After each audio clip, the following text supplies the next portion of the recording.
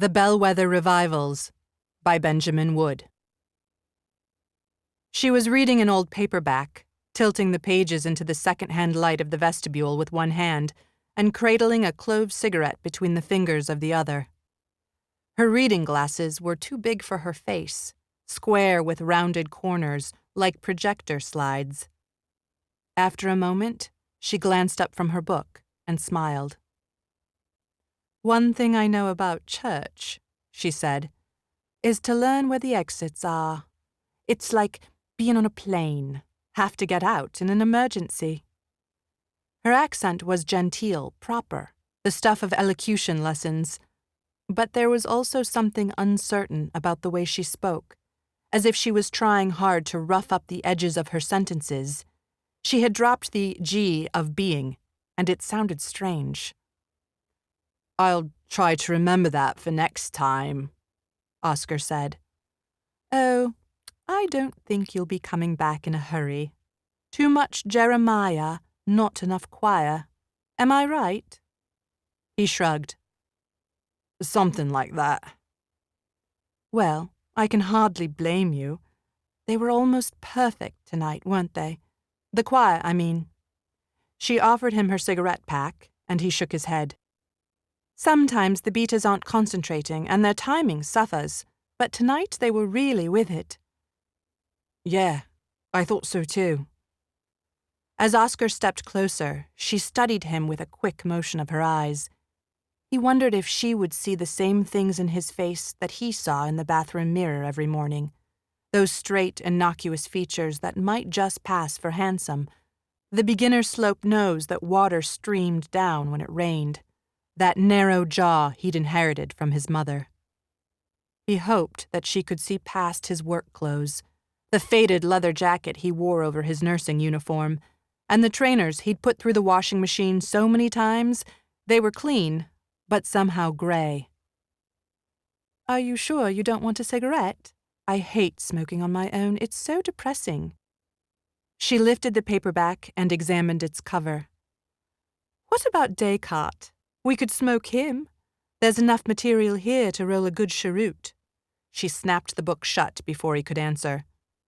"Yes, you're probably right. Descartes would be a bit dry, wouldn't he? Much too heavy on the stomach."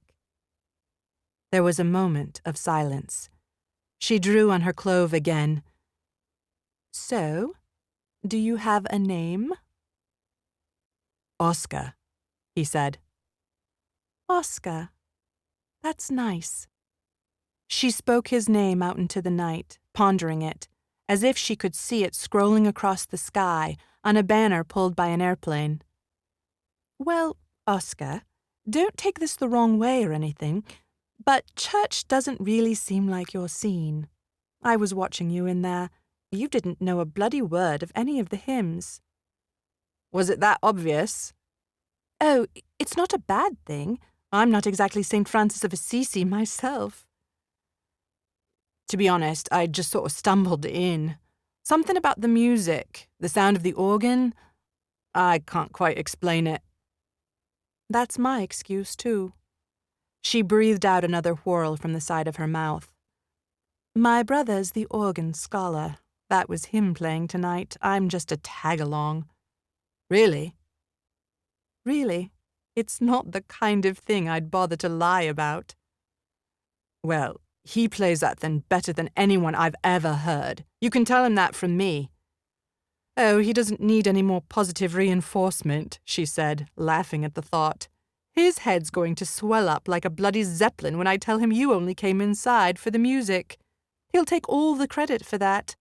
I love my brother dearly, but I'm afraid the humility gene passed him by." Oscar smiled. He could see the gatehouse beyond her shoulder, yellowed by the desk lamps in the porter's lodge, and she was almost outlined by the glow. "I suppose you're a postgrad?" she said, flitting her eyes towards him again. "I can tell postgrads from 50 paces. You're all baggy leather and comfortable shoes." "Sorry to disappoint you." "All right, okay then, a postdoc. My radar's off." "I'm not any kind of student," he said.